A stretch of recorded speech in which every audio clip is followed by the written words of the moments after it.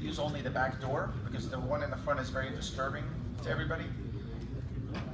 Also, if you're going to have any questions, please pick up some Q&A cards.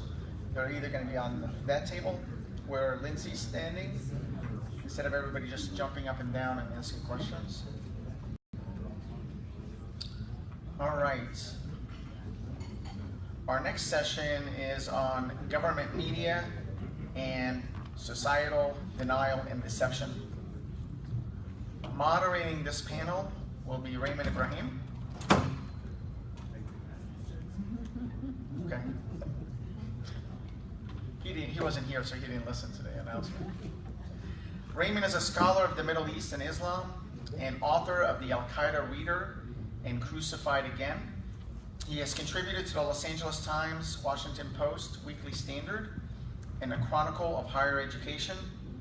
Appeared on C-SPAN, Al Jazeera, CNN, NPR, and PBS. He guest lectured at many of the universities, including the National Intelligence University. Briefed governmental agencies such as U.S. Strategic Command and testified before Congress. Raymond has been a fellow at several think tanks, including the Hoover Institution, and is currently at the Middle East Forum. His latest book, Sword and Scimitar, 14 Centuries of War Between Islam and the West, will be released on August 28th. Please help me welcome Raymond Ibrahim. Thank you, Mike. Good morning. As Mike said, just a couple of things that we will have a Q&A, question and answer later, and you should, if you want, just ask for a card, at which point I'll get. What I'll be doing is just make some preliminary statements right now on the topic, and then I'll be inviting the guests individually who will come up and give their remarks, and then afterwards we'll have the Q&A. And also one of the guests has been delayed, but hopefully he'll make it on time. So, as Mike said, the title of our panel is Government Media and Societal Denial and Deception concerning the Copts. And it's a good one because when you think of denial and deception, they have a symbiotic relationship. And so I think it's important to see how they work together, the interplay, and how it manifests itself in Egypt, and of course how it affects the Copts. When it comes to the first one, denial, when you think about it, it's really the easiest possible way to deal with a problem. You just say it doesn't exist, you ignore it, and you put it out of sight. When you do that, obviously you don't have to even, it doesn't exist, you don't have to deal with it, and so forth. You see this very much when it comes to which segments in Egypt are doing which of the denial and deception and so forth, specifically in government and in media. In fact, that's their formal position, the government and the media, that there really is no real problem. And so first we would have to define the problem. If I were to define the problem, I would say that there's a discriminatory, hostile attitude towards the Copts of Egypt, which often culminates in violence and so forth. And this is, of course, predicated on their Christian identity. So that would be the problem, if I were to define it. Most in government and media in Egypt, and of course elsewhere, and I'll get into that, are denied what I would say. Their position, or the default position, would be basically that yes, there are attacks on them, but no, the Copts are integral part of Egyptian fabric society.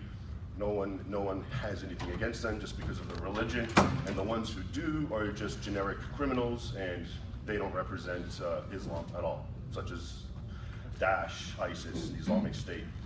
So that, of course, is denial, because as we know, the problems for the Copts are above and beyond ISIS or formal terrorist organizations. Most of the suffering, persecution, oppression that they experience comes not at the hands of terrorists, but oftentimes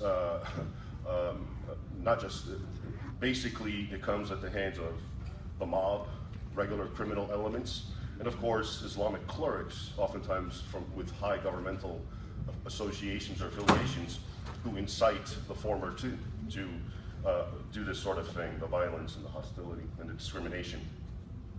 So that's the way the government basically would look at it, but also the Egyptian media does the same thing. The Copts are just part of society, we all get along, we're one nation, one people, and then anything that happens to them, that's considered an aberration out of the ordinary. It has nothing to do with Islamic ideology or tenets and so forth. So, of course, when it comes to government and media, both taking this position of denial, that's basically a white screen, just blots out the issue and just suppresses it in Egypt, of course.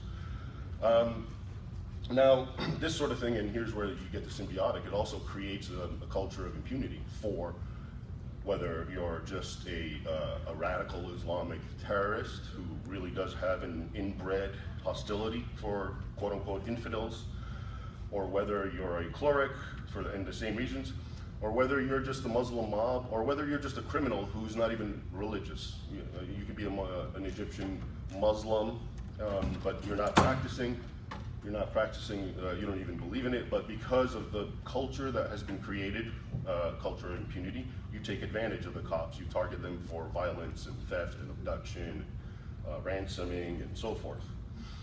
And by the way, a lot of these patterns that I'm discussing are very, very much similar in other Muslim majority nations, Pakistan, for example, and all these other lots of countries, and of course the Arab world, Middle East. So those who target for violence or abuse are often the ones who exercise the deception. So, for example, after a Muslim riot, so let's say, and this happens very, very frequently, there's a rumor that cops are going to build a church or renovate a church or are using a house as a church, and that leads to violence, unrest, Muslims get up and engage in violence, and then the deception starts, including from the Muslim leaders of, let's say, the village that this happens. And they'll start blaming the cops and any kind of pretext.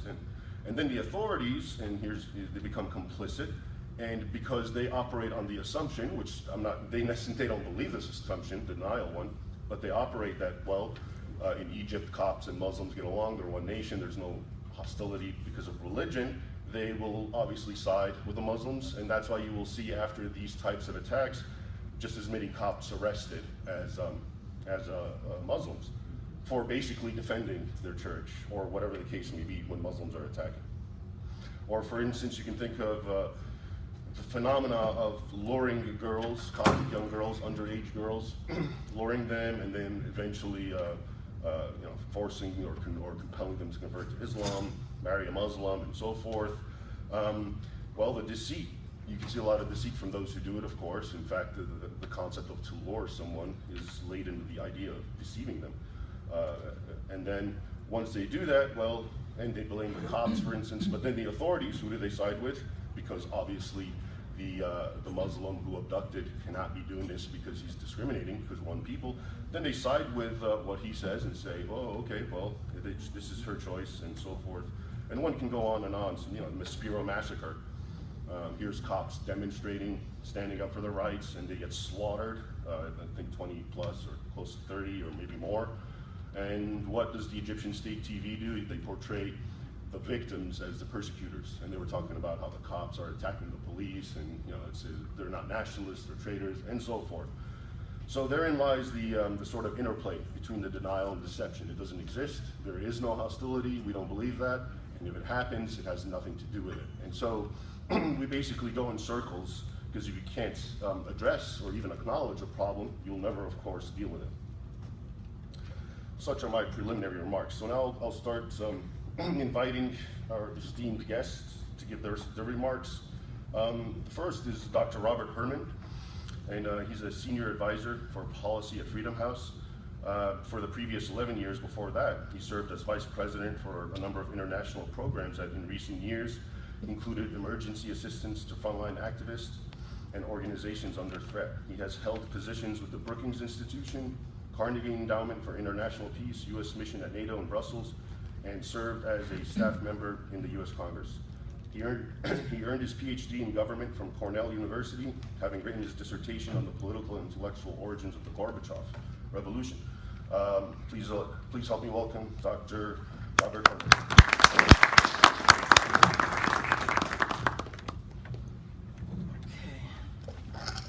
I gotta lower the microphone.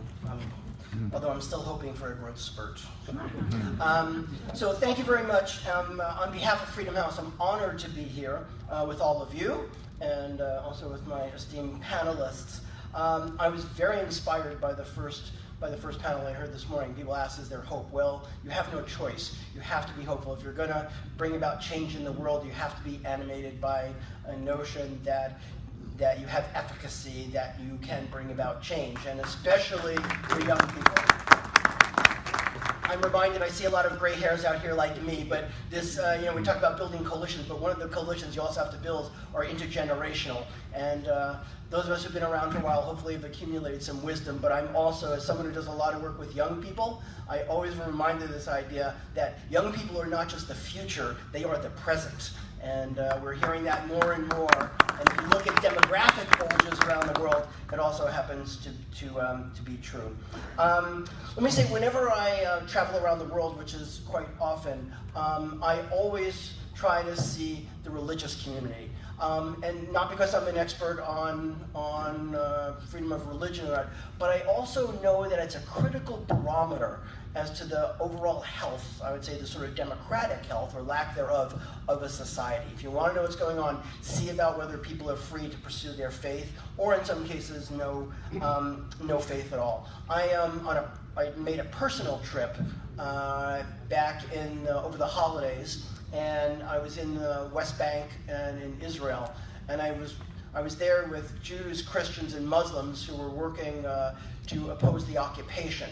But one of the things that struck me, yes, there were some just horrible, terrible things that I saw, but what really left me with a sense of hope was these people coming together in common cause, and the sense of efficacy that they had, that they could bring about change, and that it's possible to build those coalitions. For those who may not know about Freedom House, let me just say a very, very quick commercial, because it'll help frame sort of what I'm about to say, and you'll see the connection here, which is for more than 75 years, Freedom House has been in the forefront of the struggle to advance democracy and human rights around the world, and we do that through a combination of publications, our research and analysis. A number of people were talking before how critically important it is, especially when you're dealing with, as you said, deception, when you're seeing what's happening in the press and all the rest, and everything that one doesn't agree with is now labeled fake news. Freedom House, through its publications and its research, has been putting out there and some of you may be familiar with the analysis that we do every year called Freedom in the World, on the state of global health. Freedom. But we also do advocacy. There was a lot of talk about that earlier on. I was really, as a lifelong activist, I was really pleased to hear this group grappling with how to be more effective in carrying their message, raising the voices, putting these issues on the policy agenda. We likewise do that, meeting some of the same people you do. We're active in Congress, but also engaging with the administration, doing that on a bipartisan basis. One of the nice things about Freedom House, we were founded as a bipartisan organization, and that means very critical for us in carrying out our work. And mostly our advocacy really is primarily, it's about how to elevate, when we're here in the United States, how to elevate the priority that is attached to the U.S. being a global leader in democracy and human rights, and that certainly has a strong dimension in terms of religious freedom. And then the last part of what we do is we actually have programming on the ground in lots of countries. We were, in one way or another, we're equipping frontline activists with the tools, the strategies that they need to be as effective as possible in carrying out their work, bringing about change, systemic change in their societies on a peaceful basis. And a large part of that, again going back to what we heard earlier, a large part of that is how to build coalitions, and I'm gonna return to that. I also want to say that Freedom House proudly has a history of speaking out on religious persecution, and in a more positive way on the critical role of freedom of religion. And we do so across the spectrum, whether that's Coptic Christians in Egypt, Rohingya in Myanmar, Jews in Eastern Europe with the now rise of anti-Semitism, or Baha'i in Iran. As to paraphrase the quote that was said earlier about Martin Luther King, An assault on faith anywhere is an assault on faith and freedom everywhere. I thought one of the things that I could do in my talk, is try to situate a little bit more what's happening in terms of the Coptic Christians in Egypt, and also, I would say, the larger tragedy of Egypt that's unfolded over the last several years, and put that bring a global perspective to that. Which is to say that what we're seeing happening in Egypt with the Copts, and the closing of civic space, which I'll elaborate in a moment, this is not unique. This is not only happening in Egypt. This is a global phenomena. And in fact, we gather at a time where we are seeing what some of us refer to as modern authoritarianism, which is arguably unprecedented in its global scope and sophistication and its collaborative nature. And its leading practitioners, including Russia and China, Iran, and I would also put Egypt in that category, are not only crushing dissent at home, but they're also active beyond their boundaries in other countries, and also trying to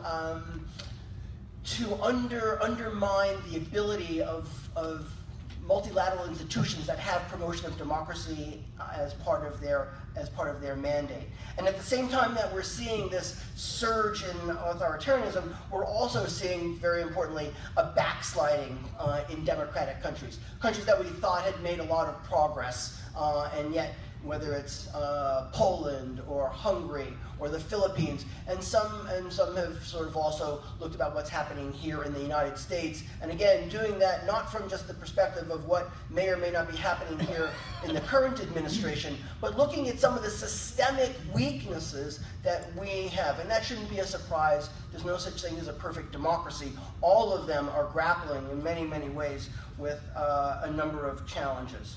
I mentioned about the shrinking of civic space. This is happening on a global basis, and what we're seeing is that the targeting of civil society and the media goes back to something that was said before. Why is that happening? In many of these countries around the world, the formal political opposition, political parties and the rest, they're not seen as the threat anymore. They've been co-opted. In some cases, they've been destroyed completely. The threat to authoritarian power more and more is seen as coming from civil society. Citizens coming together to organize, to advance a common interest, and also journalists, especially investigative journalists, because it's no surprise that in many of these countries where you have repression, you also have a lot of corruption. And the last thing in the world you want is organizations and journalists to go around talking about what's happening. I take the point you said this, earlier, that a lot of this is about impunity. These things are happening with impunity. Attacks on civil society, attacks on Coptic Christians and Rohingya, all these countries around the world. This is happening. There's no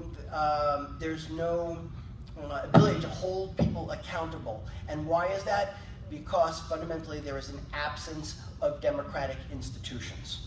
And so I want to put all the discussion this morning, part of the common root, including on this panel, is the absence of accountable governance, the absence of a commitment to the fundamental freedoms of expression, association, as well as religious belief. And that democracy is not a panacea, of course. But if you look around the world and you look where the levels of freedom of religion and faith are highest, are most robust, invariably that's happening in democratic societies, and that should not come as any surprise. What we're seeing in Egypt is really an archetype of what, again, trends that we're seeing around the world. Closing of civic space, the fact that activists and others who oppose the government have come under threat. There's no ability to really be part of the political system. And I know, because I had a number of friends, we talked about this, when the coup happened in Egypt, there were those who thought that the situation for Coptic Christians and also for civil liberties more broadly would improve. Obviously that hasn't happened. One could argue that what's happened under Al-Sisi, 40,000 people in prison, independent media being shut down, time and time again, we're seeing that all the possible institutions, all the possible actors who could challenge the government to be more accountable to its citizens, all of that has gone away. Now, as I said, democracy, not only is it not a panacea, it's not immune. We look around the world, democracy is not immune from the scourge of discrimination and persecution, including of minority communities. But it's far less present than in authoritarian societies. And let me mention two elements of democratic political system as to why that's the case. The first one is that people talk about democracy as the rule of the majority, and it is certainly that. But more importantly, the genius of democracy has to do with the protection and defense of the rights of minorities, especially historically marginalized communities. And that's what we're seeing around the world. That's what's happening, is those protections don't exist. And that applies to the Coptic Christians, it applies to some populations here in the United States. The earlier panel was mentioning about the history of Native Americans here in the United States.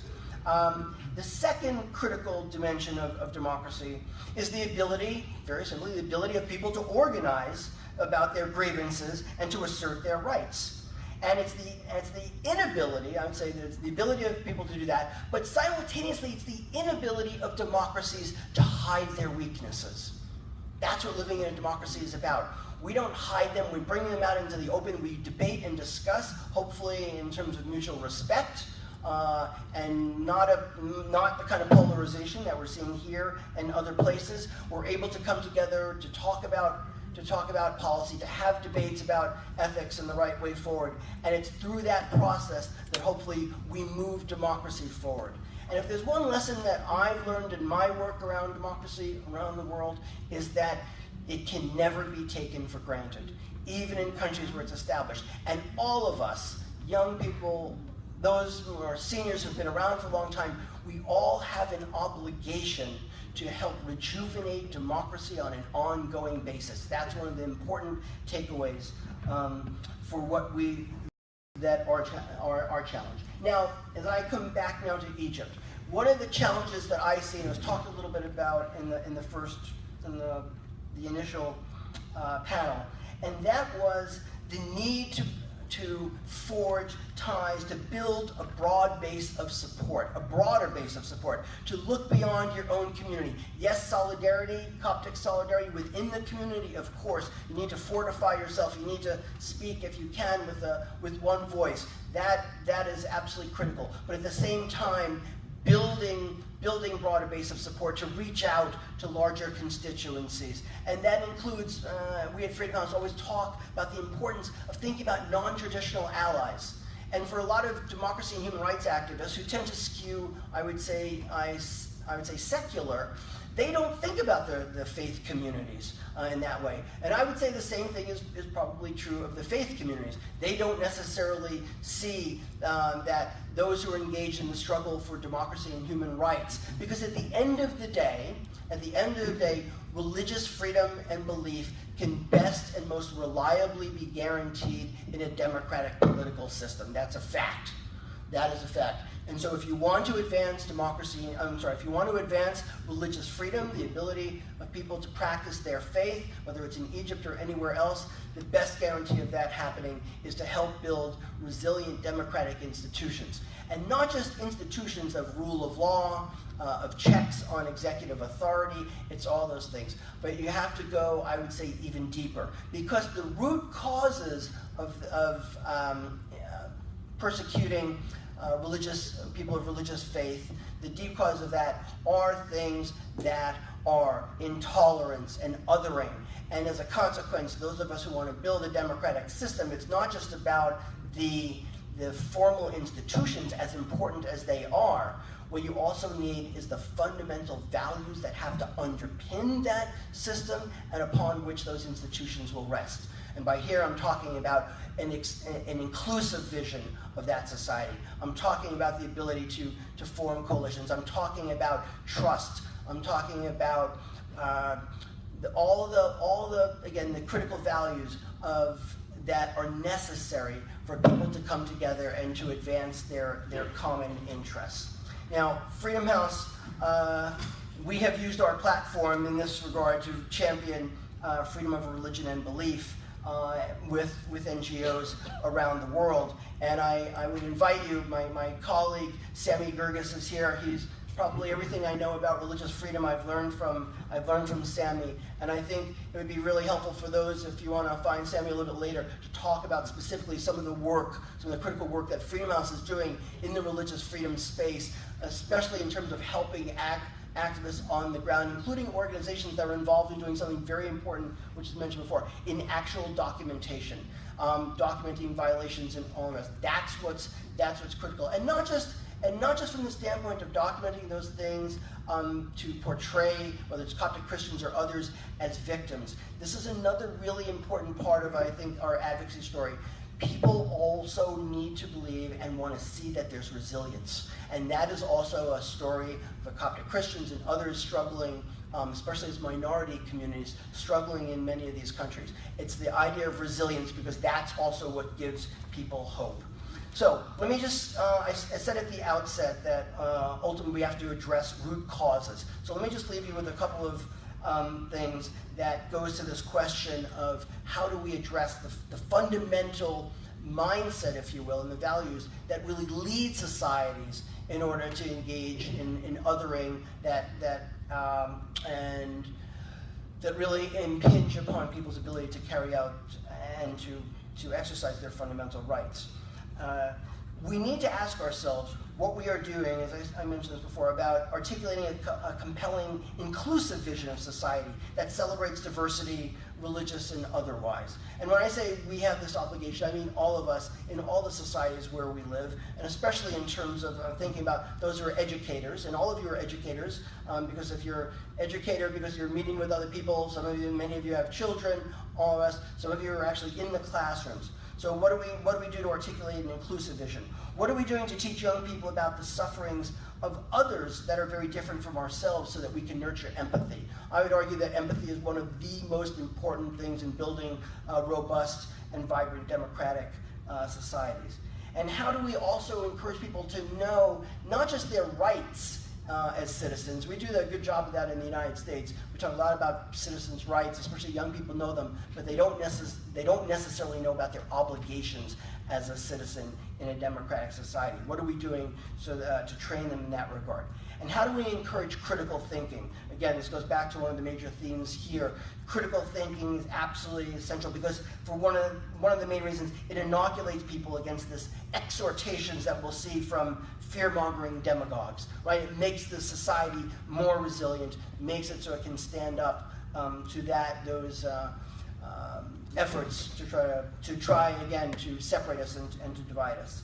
And in short, what we're doing is to model and convey the values that build and sustain a democratic political culture in which the seeds of hate cannot grow. And that is the best way to ensure that people can freely practice their faith. Thank you.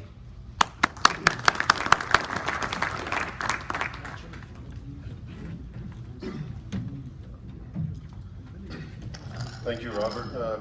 Some quick observations to your fine speech.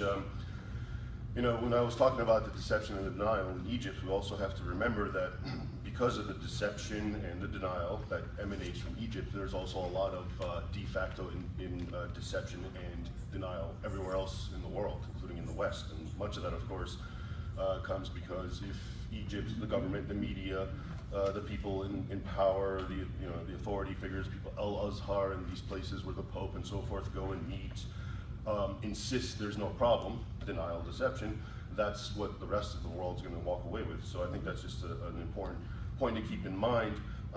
One of the finer points that I thought you made was that we have to remember reform really, it's never going to come from the powers that be. It has to come from the citizenry. The powers that be, the authorities, are always just interested in maintaining the status quo, which basically just means them on top. And anything that shakes that, including the present topic, obviously will not be tolerated and be suppressed, denied, and so forth. So I do think it's important, and it's a reminder that what we all do and other organizations do and individuals do is in fact important. We have to remember that one of the strongest allies or tools that we have that other generations and societies never had is the internet. And that really very much transcends the innate censorship that would be found in governments and media and so forth who are trying to suppress the story. So when you have a citizenry who are the only one capable of actually initiating reform, taking advantage of the internet, for instance, and flooding it with all sorts of information of the type that we're talking about, facts and figures, and the reality, you get more and more people to learn, and of course that just strengthens the citizenry base into actually doing something that might eventually culminate into the sorts of goals we're hoping for. Another thing that you mentioned that I thought, a question actually maybe you'd want to address later, and you sort of did, is basically, you said that democracy is not a panacea for everything, which I agree with. And oftentimes, it really morphs into an I'm thinking of the Greek term, oligarchy, but basically mob rule, right? If it turns into so basically, if you, in its most simplest form, democracy, demos, the people are ruling the majority. But if those people are guided by different principles, then that's not obviously going to be very helpful to, let's say, minorities, religious minorities. So we're dealing with, and this now really goes at the heart of the denial and the deception. We have to admit, with a culture that is infused with a theological worldview that naturally sees non-Muslims as inferior and allows for this sort of thing. The culture of impunity, whether you're the attacker, whether you're the person who's turning turning their eyes away and not looking at it, not accepting it. So I think that's one of the really deep issues that has to somehow be addressed and brought up and ultimately ameliorated, because, hey, democracy, some of the worst forms of terrorism and attacking of minorities was really under a democratic, if you want to put it, construct. Hitler and all the persecutions, well, he was very popular, so you can think of him as a people's, populist type leader, and what he did. So that's, I think, something also to keep in mind, that it's, democracy innately, intrinsically, is not necessarily going to fix something. It could even exacerbate it. But at the same time, of course, if you have the foundation and the principles. For instance, democracy in the West is developed in a good way because the principles and the foundations and so forth allowed for that. But if you're going to have antithetical things that are the groundwork, well, you're going to have a very morphed type of democracy. So maybe that's something we can discuss a little more later on. Our next guest is Mansour Al-Haj, and he is director of the Reform Project at the Middle East Media and Research Institute. He was born and raised in Mecca, Saudi Arabia, immigrated to the United States in 2005, and he has a degree in Sharia and Islamic Studies from the International University of Africa in Khartoum, Sudan. Because of his experiences as a teenager in Saudi Arabia, Mr. Al-Haj has first-hand experience of radicalization tactics used to recruit and mobilize Muslims worldwide. His research and writings in Arabic and English have focused on understanding and eradicating the root causes of violent extremism in the Arab and Muslim world.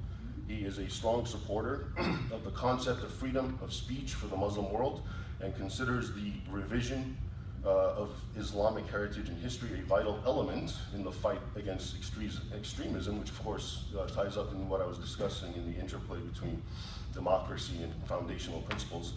And in 2010, he testified on Capitol Hill on the U.S. strategy for countering jihadist websites.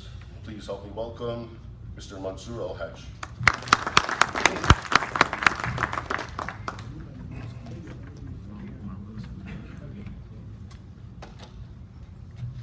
Thank you very much.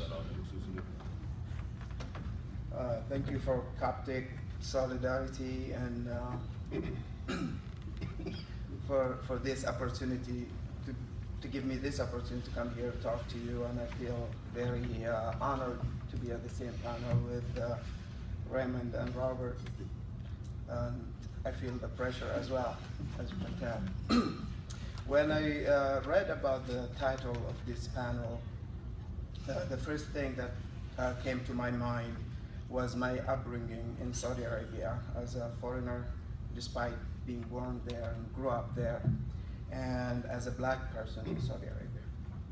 It was quite confusing when you're told that Muslims are equal, and the only classification would be on the basis of piety, not the color of skin, not the tribal affiliation, and not the color of the passports. But in reality, none of that was true. And in fact, black people and those with no tribal affiliation and foreigners face acts of racism and discrimination every day, justified and normalized by the government, the society, and the media. It is quite frustrating when you are deceived by your own government, which teaches you something in school and shows you the opposite in reality, when the media ignores your plight and turns a blind eye to the violations committed against you, and when your own society is in denial of your plight.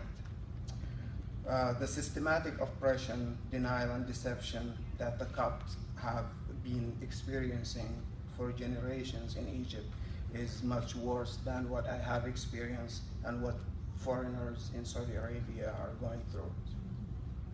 I will start by highlighting some of the government aspects of denial and deception, then societal and media, and I will end with a few recommendations. When examining the Egyptian government aspects of denial and deception, we find that the Constitution's second article, which states that Sharia is the primary source of legislation, remain problematic as it justifies Muslim superiority over Copts.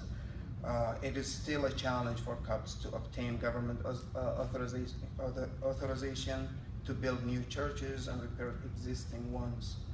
The government reactions to terrorist attacks against Coptic churches and violence against Copts does not match the intensity of the threat and the degree of danger the Copts are enduring every day. Copts are still required to list their religion on ID cards, which would expose them to discrimination and violence. In a number of cases of kidnapping of Coptic girls, the police took no action, and even when girls identified their kidnappers, parents were told to drop charges, according to the Department of State International Religious Freedom Report. Copts are also excluded from higher positions in the government, the army, educational institutions, and the media in Egypt. So, societal denial and deception have been also expressed in multiple ways. For example, the resident of Al-Ur village refused that 21 Christian Copts who were killed or slaughtered actually by ISIS in 2015 to be honored and have a church honoring them in the city. So because of that, they had to build the church somewhere else. Another example is the widespread conviction among Muslims, which is in accordance with Quran and dozens of fatwas by Muslim scholars, that a non-Muslim man cannot marry a Muslim woman. However, it's okay for a Muslim man to marry a non-Muslim woman.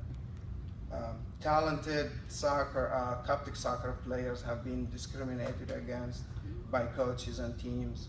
And according to Coptic Solidarity Report, there are no Coptic players on the international team currently playing in the World Cup in Russia.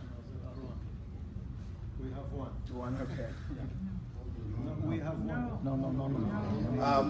Moving to the media part of denial and deception, we find hundreds of materials denouncing the struggle of Copts in Egypt and accusing them of exaggerating their plight and conspiring against Muslims. In an interview aired on a popular TV show, Al-Nas, last May, Egyptian MP and author Ibrahim Ali refused to respond to a question whether he would elect a highly qualified Coptic as the president. Instead, he stressed that Muslims and Christians are equal in Egypt and referred to Najib Sawiris as to prove his allegation. On YouTube, there are dozens of videos of Egyptian Salafi sheikhs preaching hate and intolerance against Copts. These sheikhs include Ahmed al-Naqib, Sheikh Ishaq al-Hawini, Yasir Burhami, and Muhammad Hussein Yaqub, and others, in addition to the Saudis, Wahhabis, who continuously preach hate and intolerance on a daily basis. These videos and translation of them you can find at memorytv.org. We try to expose actually these hateful preachers and shed some light on them, which I think, and it's which has been effective in actually making these hateful preacher sometimes apologize, sometimes watch what they say. So exposing them, I think, is one of the best tools that we at Memory are trying to do. Furthermore, the Copts, especially those who live in the West, are often accused of treason for highlighting the plight of Copts in Egypt and collaborating with churches and human rights organizations, as well as for urging foreign governments to tie their foreign aid to Egypt to human rights. For recommendations, I would like to recommend the following. I really think we should urge the Egyptian government to address all human rights violations and against Copts and minorities, meaning to include more Copts in government positions and be more fair to the Coptics and acknowledge their violations and that they're being oppressed. Second, I would like to recommend that exposing the businesses in Egypt and the individual who discriminate against Copts. There are a lot of businesses in Egypt don't hire Copts in their business. Also, I would like to recommend exposing the preachers of hate, which we at Memory do every day, even in the Middle East or in the United States. We have a series of preachers of hate on the website. You can go there and see it's not only in the Middle East, but even here in the United States, Muslim preachers still continue to preach against Christians and Jews. And lastly, I would like to recommend empowering and supporting moderate voices, which I personally do on a daily basis, because this is the hope. Even though it's very difficult to really find reasonable voices in the Middle East, I would like to say empowering them and supporting them is one of the best things that we can do. Individual like Sharif Jabir and others, they really need our support, even though they're not Copts, but they are supporting, they are voices of peace and love that need our support. So organizations like Coptic Solidarity and others, I know they always champion in that domain, and I really appreciate the work that they do. Thank you very much.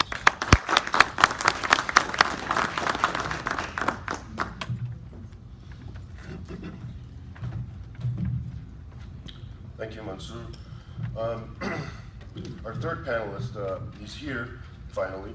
So, I won't make any more remarks, and without further ado, I'd like to introduce him, and then if you're filling out Q&A cards, this is the time to start doing so. Andrew Miller is Deputy Director for Policy at the Project on Middle East Democracy, a nonpartisan nonprofit organization that examines how the United States can support the development of democracies in the Middle East. He also is a non-resident scholar at the Carnegie Endowment for International Peace and a former National Security Council official under President Obama. Join me in welcoming him.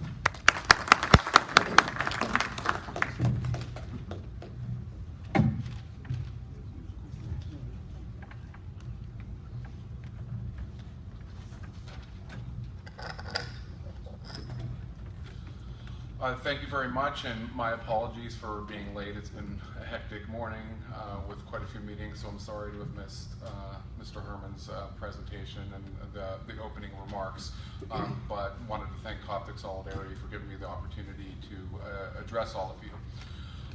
I started off my government career as an intelligence analyst, and in the field of intelligence, denial and deception has a very specific meaning.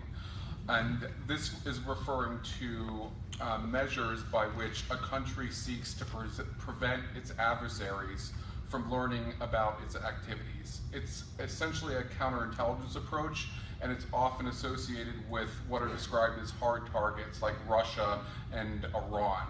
They're primarily defensive measures to prevent outsiders from understanding what they're doing, particularly when what they're doing is either problematic or disadvantageous for those outsiders. My first thought in this context is that this is an excellent way to describe the Egyptian government's approach to the Coptic community there. The government understands that the position of Coptic Christians in Egypt is of concern to the international community, and just as Russia, for instance, might want to prevent the United States from learning about developments in its nuclear program, Egypt does not want foreign countries to learn about the true condition of Copts in Egypt, particularly as it relates to the pervasive repression and discrimination against them. And in this context, you see traditional denial and deception tactics. For instance, it's very difficult for embassies located in Cairo to get to Upper Egypt, where many Coptic Christians live, and where the conditions are often the worst for the Coptic community. There's a clear effort to prevent foreign officials from learning the true state of their condition. Additionally, it's hard for researchers to do work on the Coptic community in Egypt. They are, for instance, prevented from asking about the religious identity of the people they're interviewing, which makes it somewhat difficult to speak with a minority community defined by religion.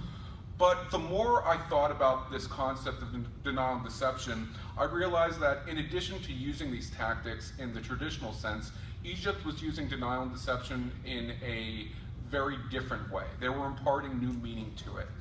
They were turning what was primarily a defensive approach to prevent others from learning to an offensive approach to advance their international interest. There is a belief that by presenting a certain narrative about what President Sisi and his regime are doing vis-a-vis the Copts, that they could win international support. So this is a very opportunistic approach. It's not addressed towards threats, it's addressed towards opportunities. The opportunity to cast the regime in Egypt in a favorable light internationally so that they can win support from the international community, including financial assistance, military assistance, diplomatic, political support. And I think this illuminates a fundamental point about Egypt's approach to its Coptic community. And that is President Sisi and those around him view the Copts primarily through a foreign and not domestic policy lens. Sisi is a deeply insecure leader who is in pursuit of international legitimacy. And he understands that by portraying himself as the patron of the Coptic community, he can win assistance, he can win international support, he can win legitimacy. And this is a very important point to understand. So again, it's not the traditional denial of trying to prevent outsiders from understanding what's happening. It's actually weaponizing denial and deception tactics to advance his and his regime's interests on the international stage. So what does this denial and deception strategy look like in practice in Egypt? So in this case, deception takes the form of misleading, in many cases, a false narrative that Sisi is the savior of the Coptic community. And you see various tactics associated with it. One of them is his own rhetoric. He frequently refers to the concept of a united Egypt. He talks about equality for all citizens. He says, we are all Egyptians. At another level, there are symbolic actions. It's well known that Sisi has attended multiple church Christmas masses. He's building a new Coptic church in the new administrative capital. And then the third tactic is related to church construction specifically. And you see this both with the regime's claims about rebuilding churches that have been destroyed over the past several years, but also with the way in which they publicized the church establishment law that was passed last year. Taken together, it creates an image of Sisi as a patron of the Coptic community, as someone who has rescued the Copts from the grasp of the Muslim Brotherhood and antagonistic Islamists, and has put them on a new era towards rights and the achievement of their liberties. The reality is obviously very different from this. The first two tactics, the rhetoric and symbolic actions, are empty rhetoric. While it's good, certainly, that Sisi is going to Christmas masses or that he publicly refers to a united Egyptian community, it doesn't lead to tangible benefits for Copts within Egypt. And the final tactic related to church construction is a deliberate misrepresentation. We all know the truth about the church establishment law. We know that it is, in fact, inconsistent with the Egyptian constitution, which supposedly establishes an equal basis for the construction of religious places for the three Abrahamic religions. And that is not the case. They created a separate law in order to regulate church construction instead of a unified places of worship law. And there are other restrictions on the ability of Copts to build their places of worship. And as a result, you have a huge disparity in the number of places of worship in Egypt. The most recent estimate I saw was there are 2,869 churches as compared to 108,395 mosques. The second component of this denial and deception strategy is denial. And in this case, it's not denial in the sense of preventing others from learning about you. It's denial in the literal sense of rejecting any news or information that is not consistent with the government's narrative regarding the Copts. And I think we saw this most clearly with the Egyptian government's reaction to House Resolution 673, which was tabled by Representative French Hill of Arkansas late last year. In the resolution, he, quote, expressed concern over attacks on Coptic Christians in Egypt, end quotes, and made a number of recommendations regarding what Egypt should do to better protect the position of Copts within Egypt.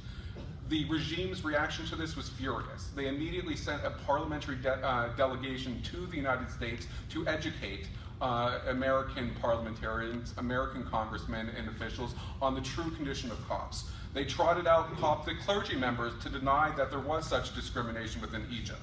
The foreign ministry said the report was full of lies, and they said it was unacceptable interference into the internal affairs of Egypt.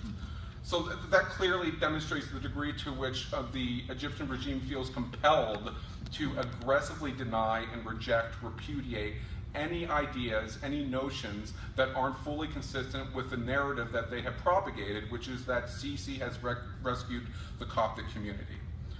So I think this framework of viewing denial and deception not just through a defensive approach, but through an offensive one, really does help us to understand the Egyptian government's strategy toward the Coptic community.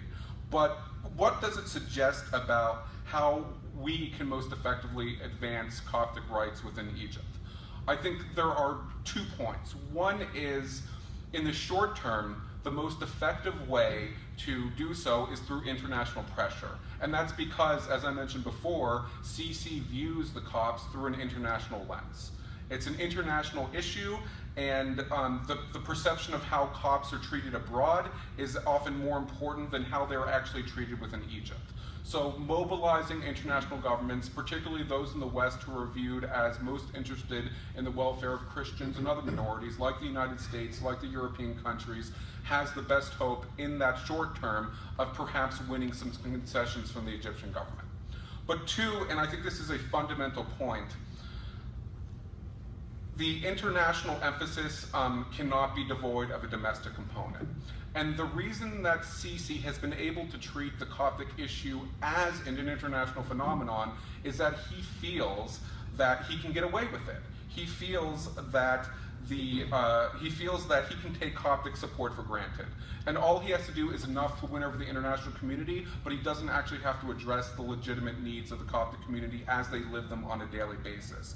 And unfortunately, whatever the intentions, a lot of the actions by Coptic leaders, including the Pope, reinforce this. When they go out and they defend President Sisi, even when he's taking actions that are antagonistic to the Copts, when he denies that there is discrimination, when he denies that there are problems, that relieves Sisi of the responsibility of addressing those issues. It makes it easier for him to forget about domestic concerns and simply focus on what's taking place internationally, on how people are viewing what's taking place. And in addition to the direct activism that one would like to see within Egypt by the Coptic community, it also serves an important international function, because there's a limit to what the international community knows about the Coptic community within Egypt. Precisely because of the denial and deception tactics I mentioned earlier. The Egyptian government wants to prevent foreign governments from learning what's taking place. And not only is the activism of Copts important in its own right in terms of advocating for their own liberties and rights, it's also important as a signal to the international community that something's wrong here, that their rights are not being upheld, that they are being discriminated against. And by taking a more antagonistic posture at times, when there is a gap between the rhetoric and the reality, as I mentioned before, that serves an important function in both regards, in terms of telling Sisi and the regime that the Coptic community is not going to tolerate it, but also in telling the international community that there's a problem here and you need to focus on it. And so I think ultimately the longer-term progress of the rights of the Coptic community in Egypt fundamentally depends on both of these forms of activism. The international variety that my organization is most involved with in working with Congress and the administration in highlighting the discrimination that takes place, in calling for measures that would encourage or induce the Egyptian government to live up to its rhetoric, but also in terms of the actions of Egyptians on the ground. Now, of course, it's an incredibly difficult operating environment, not just for Copts, but for all individuals who are involved in activism, who are seeking to promote civil society. And it's certainly not for the faint of heart, and it's easy for me to say what they should do when I'm sitting comfortably in Washington in a country that so far respects my rights anyway. I think that that relates to this broader point that I'll close with, and it's something that has been mentioned already on this panel, and that is you cannot separate out human rights concerns. You cannot treat them as separate phenomena. You cannot pursue one against another, or you cannot pursue another instead of another. It has to be a coordinated approach to improving human rights more broadly. Because as long as there are violations against human rights, as long as the individual liberties of individuals are not being respected, it creates a fertile ground for additional abuses by the government, for additional abuses by people who hold animus towards certain groups like the Coptic community. So there is I think, a imperative for the Coptic community and for other rights groups within Egypt to work together towards the same end in promoting a more rights-respecting environment in Egypt.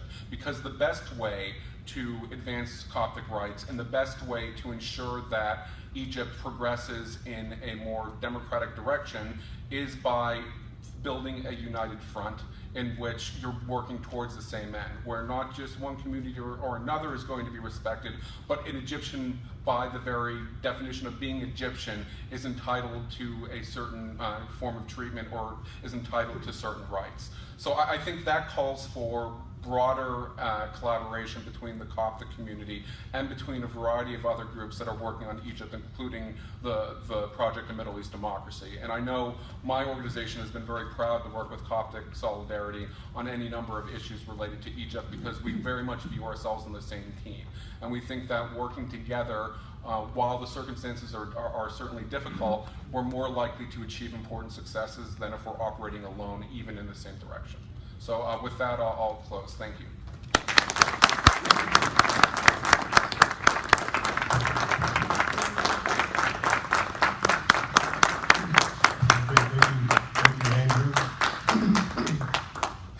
We're briefly now going to take some Q&A, questions and answers.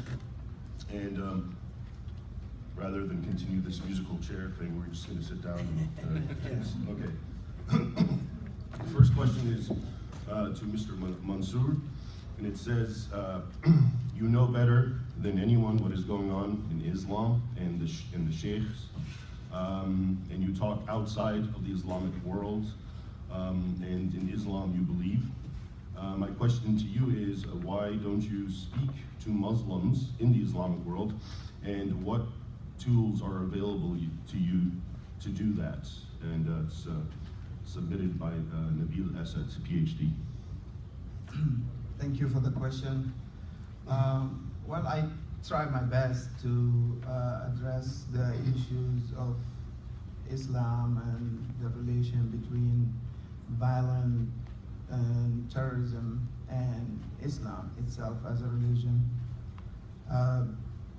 There are lack of platforms for people like me when we say things the way they actually are, and most of the time we're not welcome in some of these platforms. But on the other hand, we have social media platforms that are now crossing borders, and through which we can express ourselves and we can say the things that we can say. So some of the tools that I use, I write on social media, Twitter, on Facebook, and I also write weekly articles where I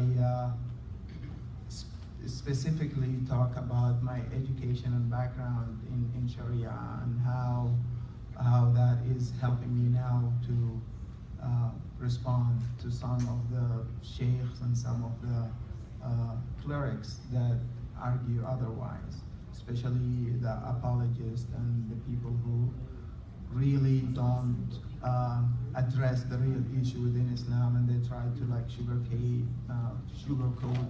things about Islam as a religion. I hope that answers the question. Thank you. The next question is to Mansour or Mr. Andrew Miller. And it says, in France, a group of thinkers tried to do something about some verses in the Quran which promoted and carry hate and violence against Jews and Christians. What should we do in the US to support this motion? And, well, doesn't make it. I think it's that type of coordination of communication is incredibly important. It would be a clear social good to see more of that type of conversation taking place, both within the Muslim community, but between Muslims and other faith groups and other religions. A respectful dialogue focused on trying to address what are obviously offensive and problematic elements in all religious texts, I think is useful because it leads to broader understanding. And these religions have been around for a very long time, obviously. Islam 1,400 years, Christianity 2,000 years, Judaism even older. That these things haven't changed already testifies to the fact that they're not going to automatically change themselves, that there needs to be some demand signal for change. And it can come within the individual faith group, but it comes from others outside who raise those concerns. And I think the critical thing is to have a respectful dialogue on it, because whatever whatever the advantages or disadvantages of the virtues or sins of any given approach, people at a human level shut down when they're being criticized in a way that they deem disrespectful, even if what they're defending is disrespectful themselves. So just from an efficiency perspective, from an efficacy perspective, that type of dialogue is incredibly important, and I think is the most likely to lead to improvements in the text, into changes in language that would help promote more harmony between religions. Okay, I'm just going to take one last question, which is addressed to me, and it says, what role do you think interfaith dialogue plays in promoting the deception? Is it just fluff stuff, or is it a tool for honest dialogue? As you know, interfaith is a buzzword for deflection from the real issues. Thanks. And it's submitted by Rahil Raza. Well, I do agree with that. I think interfaith dialogue has the potential to be an excellent tool if it's honest. And it's interesting to me because in looking at recently some historical texts, you should see what interfaith dialogue between Muslims and Christians was in the 7th, 8th, 9th, and 10th centuries. It was very brutally honest, but it actually reaped some rewards. I'm thinking of the Byzantine Emperor Leo III and the Caliph Omar II, and they exchanged and they just attacked each other. And your book says this, you preach jihad, and this is this, and he did the same. And according to one version, it actually impacted the Caliph in a positive way, if you believe that. So I do think that sort of thing, if it's honest, if we can do it, is good. But if it's the other sort and what we normally see, this whole thing about the Abrahamic faiths, for example, when people, the only reason this even exists, this concept of Abrahamic faith, and the people who promote it are secular people who don't have any religious background anyway. Because when you think about it, Abrahamic faith, Islam has appropriated the Old and the New Testament, but not the way, for example, Christians did with the Jews. So the Christians believe the actual written texts of what we call the Old Testament as it is. But the Muslims, they took it and then they said, everything you got is wrong, and rewrote it and made it and put different words. And the best example I can think of, it's sort of like, as an analogy, imagine you have a revered ancestor that you really revere, and then someone comes out of the blue and says, you know what, that's my ancestor too. But everything you know about him is false, and you need to listen to me about what he was and what he said. So that doesn't seem to me to lay very fertile grounds of cooperation. And the Abrahamic faith, Abraham himself, in the Quran, is used today as the chief verse to create hate and hostility for others, because it says in the Quran, you have a good example in Abraham, and he said to his people, we hate you, we denounce you until you believe in Allah alone. So to me, even this is as a foundational thing, it's not even a basis, and it's very hard to see it. So I don't think interfaith dialogue as being used today is conducive generally, but it's very much being used as a form of deception and denial and to convolute the issue. And it's just the people who benefit from it are generally the Muslims, not the other people who reach out to them and often make concessions and follow up on all of these themes. I know we have a hard stop right now, so I'm not sure, but I'll take one last question. We have three distinguished organizations here. I just have one question. It's addressed to the panel, not to you. You have human rights obligations and you defend human rights.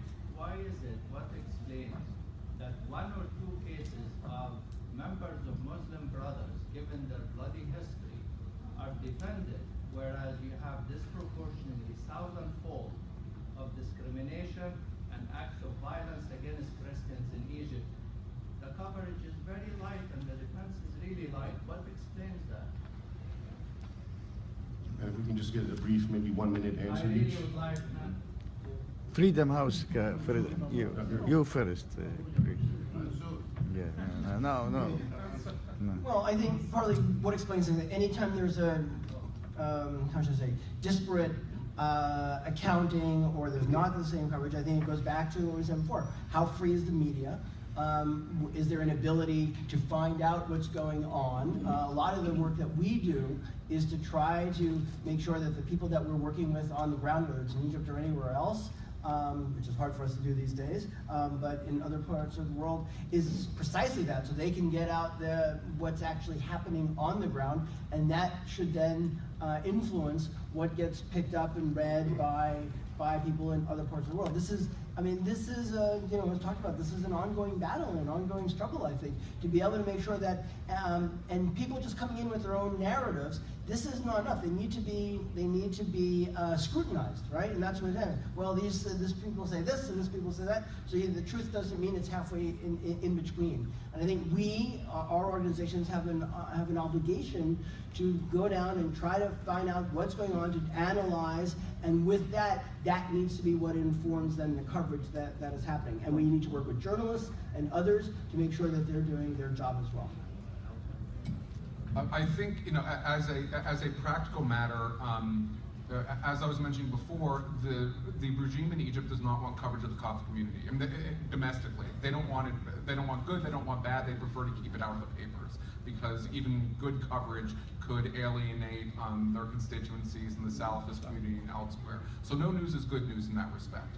They want coverage internationally, not domestically. By contrast, when a Muslim brother is sentenced to death, the regime wants to advertise that because they want to show that they're being tough. That appeals to. Playing into the regime. I'm sorry? If you accept that premise, you are playing into the regime's trap. Oh, and I'm not defending the lack of coverage. I'm explaining partly why there's a disparity. Why there's a disparity in coverage. I think it's the other reason for it is if there were people are attracted to what is political. I think political stories attract the most attention, and the Muslim Brotherhood issue has been conveyed in a inherently political way because of the demise of Morsi and so on and so forth. Whereas, partly because there isn't the same level of activism by Coptic Christians within Egypt, it's not being treated as a political issue. It's being treated as a humanitarian issue. And political issues tend to get more coverage. That's not an accurate reflection of what's taking place, but it's perceptual. And perception drives attitudes, it drives actions more than reality at times. I mean, I think it's certainly a legitimate criticism, and I don't think you can address one without addressing the other, as I said before. There has to be a focus on all of these rights abuses, because if any group is insecure, if any individuals are insecure, it opens up the door to further depredations against people on whatever their faith, whatever their inclination. Okay, yep, that's, we're gonna, unfortunately, we have a hard stop and we've gone well beyond, so I encourage anyone who submitted a question, anyone who currently has a question, to take it up now with the panelists as we end this panel. Thank you for coming.